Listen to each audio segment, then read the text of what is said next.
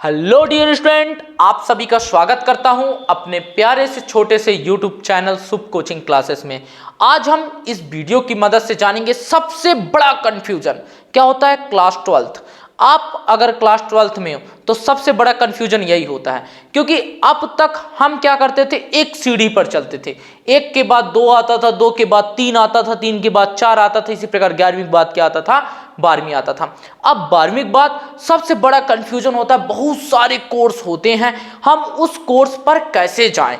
अगर आप MBBS करने जाते हो तो आपको लगता है कि नहीं, मैं तो नर्सिंग करूंगा या करूंगी। अगर आप बी फार्मा करने जाते हो तो आपको लगता है नहीं, मैं तो बीमल्टी करूंगी या फिर करूंगा।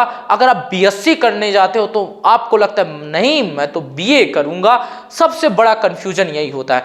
तो आज हम उस कंफ्यूजन को दूर करने के लिए यह वीडियो बना रहे हैं। अगर आप थोड़ी सी भी जानकारी लेना चाहते हो तो यह वीडियो आपके लिए बहुत ही हेल्प होगा, और आप अपने सारे यार मित्रों को भी शेयर कीजिएगा और इस वीडियो को लास्ट तक जरूर देखिएगा। तो चलते हैं टॉपिक की डिस्कस करते हैं। हमारा टॉपिक क्या है, सबसे बड़ा कंफ्यूजन। तो देखिए, अगर आप चाहे आर्ट की बात करें, चाहे कॉमर्स की बात करें, चाहे एग्रीकल्चर की बात करें, चाहे साइंस के स्टूडेंटों की बात करें, सबसे बड़ा कंफ्यूजन होता है क्लास 12th। अगर आप दूर में कहीं मामा के यहाँ गए हो और कहीं चाचा के यहाँ गए हो, अगर मामा का लड़का कहीं पास रेलवे पर जॉब करता है या फिर वो मैकेनिकल इंजीनियर से रहा हो, तो आपको वो एडवाइस क्या देता है, बेटा तुम मैकेनिकल इंजीनियर कर, तुम मेरे जैसा रेलवे पर वर्क करेगा। अगर दूर का चाचा का लड़का अगर आपका माइनिंग सरदार है तो आपको क्या एडवाइस देता है कि बेटा तू माइनिंग कर, तू यहां पास बढ़िया कोल माइंस में जॉब लग जाएगा तेरा। हो गया लड़का क्या, कंफ्यूज। अब देखिए, अगर आप क्या करते हो, अगर कोई भी अगर आपका रिलेशन का फौज में है तो आपको क्या बोलेगा, बेटा तू NDA की तैयारी कर, NDA में चल, तू एयरफोर्स में डायरेक्ट वार करेंगे, डायरेक्ट हमला करेंगे। और इसी प्रकार अगर आप BSc करने जाते हो और सोचते हो नहीं, मेरे बड़े पापा तो टीचर में हैं, मैं भी टीचिंग प्रोफेशन पकड़ूंगा और पढ़ाऊंगा बच्चों को। इतने सारे एडवाइस, इतने सारे आपको बताने वाले हैं, तो आप क्यों ना होंगे कंफ्यूज। अब मैं बताता हूं, सुनो सबकी, करो अपने मन की। यह भी रूल अपने में लागू नहीं होता। क्यों? क्योंकि क्लास 12th है और क्लास 12th के बाद हर बच्चे के पास कंफ्यूजन होना बहुत ज्यादा जरूरी है। तो मैं बताता हूं, अगर आप साइंस की स्टूडेंट हो, किसकी स्टूडेंट हो, ये S नाम है भैया, मेरा नाम है नहीं, ये साइंस भैया का नाम है। अगर आप साइंस की स्टूडेंट हो तो मैं आपको दो ही सलाह दूंगा, एक नीट की जो बायो के होंगे और एक JEE की। नीट के एग्जाम, इसको अगर आप निकाल लिए, सोचो MBBS डॉक्टर, ये भगवान का दूसरा नाम होता है डॉक्टर। डॉक्टर साहब आप हमारे लड़के को बचा लीजिए। और दूसरा, ये डॉक्टर साहब भगवान का नाम होता है, इसलिए मैं आपको नीट निकालने की सलाह देता हूं। अगर आप क्लास 12th में हैं और आपका बेस बिल्कुल कमजोर है, तो हमारे फिजिक्स वाले सर, तो PW के अलग पांडे सर ने देखा है कैसा रेगुलेशन अपनाया है। इन्होंने अपना पूरा वर्चस्व JEE, नीट और सारे कंपटीशन एग्जाम के लिए बनाया है। अगर आप क्लास 12th में हो और आपको जाना है इंजीनियरिंग करना है, इंजीनियरिंग आप दो ही जगह से कीजिए, एक IIT और एक NIT। इसके अलावा आप कहीं से इंजीनियरिंग ना कीजिए। IIT और NIT से सलाह इसलिए दे रहा हूं, आप देखोगे IIT से सबसे बड़ा बिजनेसमैन, सबसे बड़े बिजनेसमैन और सबसे बड़े और बहुत सारे पोस्ट IIT से पढ़े हुए मिलते हैं। आप तो गूगल की CEO को तो जानते होंगे, पढ़ा कहां से, IIT से। आप मुकेश अंबानी सर की बात करते हैं, पढ़ा कहां से, IIT से। और आप बायजूस के ऑनर का पढ़ाई के बारे में जानना चाहते हैं, पढ़ा कहां से, IIT से। तो ऐसे बिजनेसमैन IIT से आते हैं। ये हर बच्चे का सपना होता है IIT। मेरा भी सपना था IIT, लेकिन मैं अपने फाइनेंशियल प्रॉब्लम के चलते से IIT नहीं पा पाया। उस समय ना तो PW था, ना ही कोई अदर प्लेटफॉर्म थे, वहां पास सिर्फ ऑफलाइन ही कोचिंग सेंटर था, जहां हमारे फीस लगभग 1 से 1.5 लाख रुपए हुआ करते थे। आज वही फीस हमारे PW में अलग पांडे सर ने इतना डाउन किया है कि हर बच्चा अब IIT और नीट का सपना देख सकता है। तो आप साइंस की स्टूडेंट हो तो आप ये दो एग्जाम दे सकते हो और ये दो एग्जाम की तैयारी कर सकते हो। अभी आपका 12th है, आप सारे एग्जाम दीजिए। अब इसके बाद चलते हैं, एक और एग्जाम आता है CUET। ये सारे विद्यार्थियों के लिए होता है, चाहे आप एग्रीकल्चर की बात करें, चाहे कॉमर्स की बात कीजिए, चाहे किसी भी बात की, ये हर विभाग पर होता है।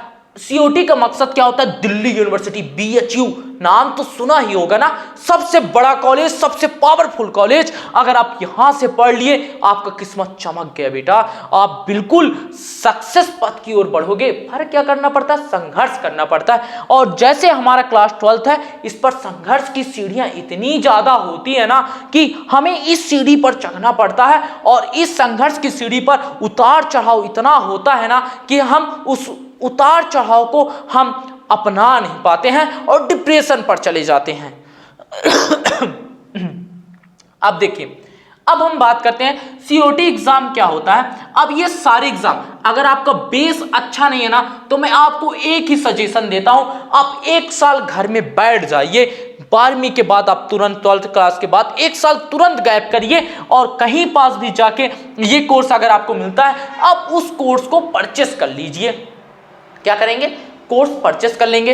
अब जैसे ही अगर आप कोर्स परचेस कर लीजिए, 1 साल के लिए आपके पास ऐसा मोबाइल या लैपटॉप होना चाहिए जहां तो ना तो इंस्टाग्राम चलता हो, ना ही व्हाट्सएप चलता हो, ना ही फेसबुक चलता हो, आपको उसमें प्लेटफॉर्म चलता हो। ऐसा क्यों मैं बोल रहा हूं आपको मैं बताता हूं ना। ऐसा इसलिए बोल रहा हूं, एक ऐसा मोबाइल जिसमें व्हाट्सएप, इंस्टाग्राम और टेलीग्राम, कोई भी अदर सोशल मीडिया नेटवर्क ना चलता हो। क्या होता है, अगर हम ऑनलाइन क्लास लेते हैं और हम देखते हैं, अरे यार ये तो हमारे चाहने वाले के मैसेज आ गए, हम हो जाते हैं कंफ्यूजन, तुरंत मैसेज को देखने चले जाते हैं। हाय का मैसेज आता है, हम हाय का रिप्लाई करने चले जाते हैं। ऐसा ही सोशल मीडिया ना होना चाहिए, तभी आप अदर सारे जितने कॉम्पिटिशन एग्जाम है आप आसानी से तैयारी कर सकते हो।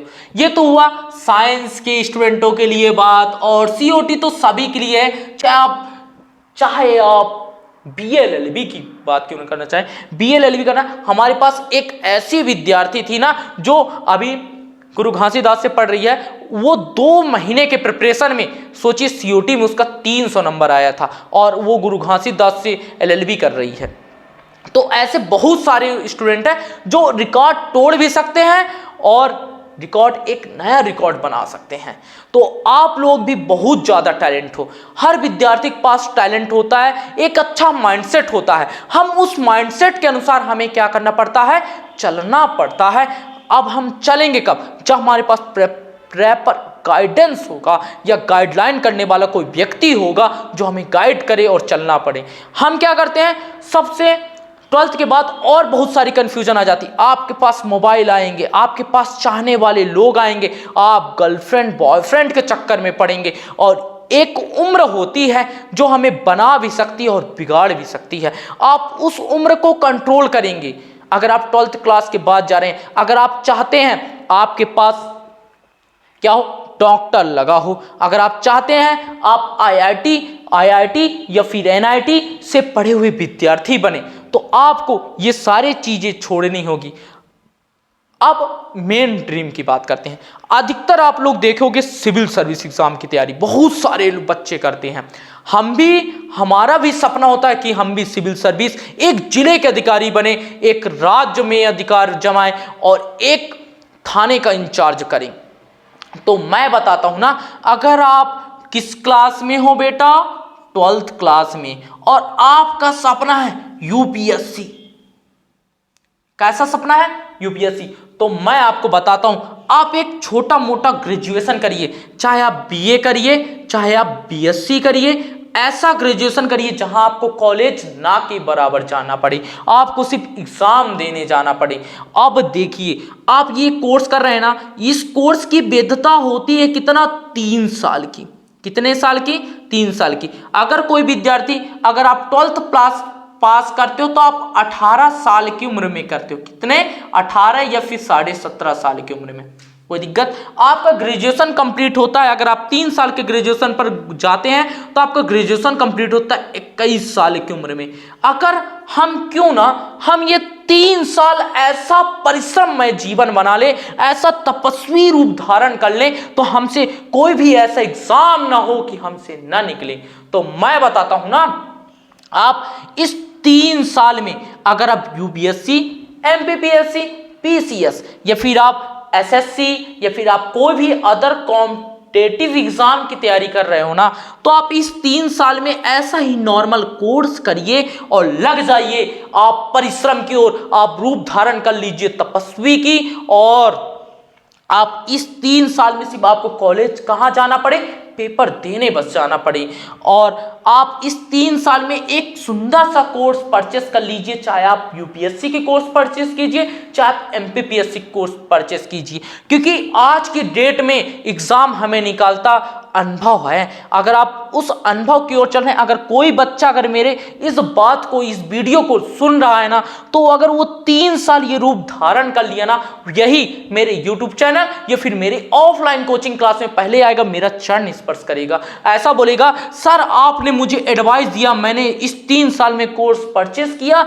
और मैं 2024 का पास आउट हूं सर, मेरा 2028 में जॉब लग गया। वो जब 2028 में आएगा ना, तो सर्वप्रथम मेरे से मिलेगा, सर मैं आपके वीडियो को देखा और एक सुंदर सा यूपीएससी का कोर्स परचेस किया सर, मैं 3 साल इस कोर्स पर लगातार लगा रहा, मॉक टेस्ट देता रहा और लगातार पढ़ता रहा, और मैं लगभग 18 से 20 घंटे पढ़ता रहा सर, और मेरा आज यूपीएससी का एग्जाम निकला सर, मेरा ऑल इंडिया रैंक 1 से 10 के बीच में, कोई भी अगर आप ऑल इंडिया रैंक 8 के हो सर, मेरा ऑल इंडिया रैंक 8 आया है सर, मैं यहाँ यूपी में आईएएस अधिकारी हूँ सर, या फिर आईपीएस अधिकारी हूँ। ये अगर आप इस प्रकार का सपना चाहते हो ना, तो आप ये काम करिए, आप बीए करिए, फिर बीएससी करिए, फिर आप कोई भी ये कर रहे हो, आप कोई भी कॉम्पिटिशन एग्जाम का कोर्स परचेस कर लीजिए और लग जाइए तैयारी में।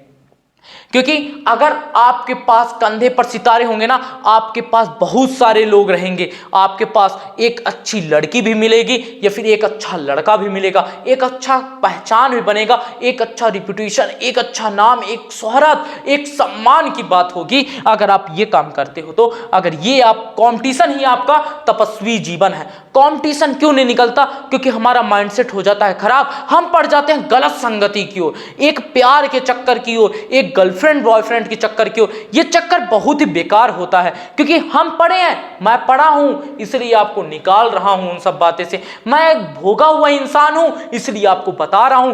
आप लोग बिल्कुल इस चक्कर में ना पड़िएगा। अगर आपका ड्रीम होगा बड़ा करने का, बड़ा नाम कमाने का, तो बिल्कुल आप ये बारहवीं फेल मूवी देख कर आइएगा और उसमें श्रद्धा देखेंगे। ये नहीं कि अब के जमाने में श्रद्धा होगा, ये कहानी है 2004 या 2001 की बात है, ये घटना है श्रद्धा वाली। कब की बात है? 2004 और 2001। अब चल कौन सा रहा है? 2024 से 2000। यहां आपको श्रद्धा नहीं दिखेगी, यहां आपको मनोज दिखेगा। उस मनोज की तरह मेहनत कीजिए। तो ये हो गया सारे कॉम्पिटिशन एग्जाम। अगर आप सबसे सिंपल सी बात बेटा, जो डिग्री होती है ना, अगर आप इन डिग्री की बात करें, ये नामी डिग्री होता है। ये डिग्री हमें इन एग्जामों के तहत मिलता है। अगर आप नॉर्मल कहीं पास बीए बीएससी कर रहे हो, तो मैं आपको एक ही सजेशन दे रहा हूं, बार बार सजेशन दे रहा हूं, आप किसी भी गवर्नमेंट एग्जाम की तैयारी कीजिए, कि कोई भी ड्रीम बना लीजिए, चाहे आप एसएससी की तैयारी कीजिए, चाहे एमपीपीएससी की तैयारी कीजिए, चाहे यूपीएससी की तैयारी कीजिए। आप उस तैयारी की ओर लग जाइए और आराम से कोर्स परचेस करके आप उस तैयारी की ओर फोकस कीजिए। कॉलेज लाइफ में पेज भरो नंबर लो काम होता है, तो ऐसा करिएगा जरूर। संघर्ष, अब देखिए 12th क्लास में सबसे बड़ा नाम क्या होता है? पिताजी की इनकम। अगर आपके पिताजी की इनकम 60,000 से कम है ना, तो मैं यही सलाह दूंगा, 60,000 से क्या है, अगर कम है आपके पिताजी की इनकम, तो आप क्या कहिए, अगर आपको डॉक्टर बनने का सपना है तो आप आईआईटी जेईई नीट का सपना देखिए। इसलिए सपना देखने की बात कर रहा हूं, क्योंकि पिताजी की 60,000 से कम की इनकम है, तो आप सिर्फ सुंदर सा कोर्स परचेस कीजिए, तैयारी कीजिए बस।